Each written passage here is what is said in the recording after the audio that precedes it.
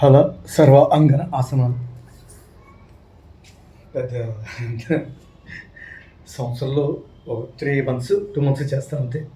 అది కూడా గ్యాప్లతో చేస్తాను, కంటిన్యూ చేయలేను. షూటింగ్స్ ఏమి ఉంటాయి కాబట్టి ఉన్న దాంట్లో అడ్జస్ట్ చేసుకుంటాను ఫ్రెండ్స్. చేస్తే చాలా మంచిది. ఇది సంవత్సరాలకి నెంబర్ 1, చాలా మంచిది, అందరూ చేయొచ్చు.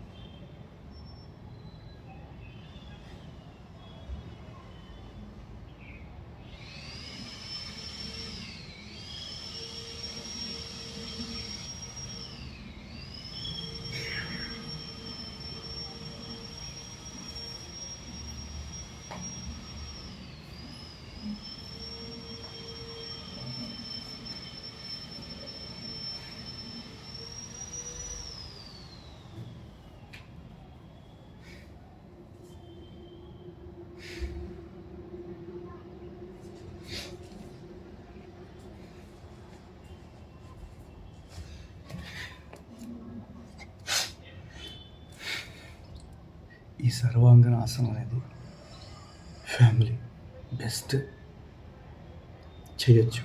ఎందుకంటే వాస్తవంగా ఈ సర్వాంగనాసనం వల్ల, నేను చెప్పట్లేదు, ఇవన్నీ శాస్త్రాలు చెప్పాయి, నిత్యం యవనంగా ఉండవచ్చు.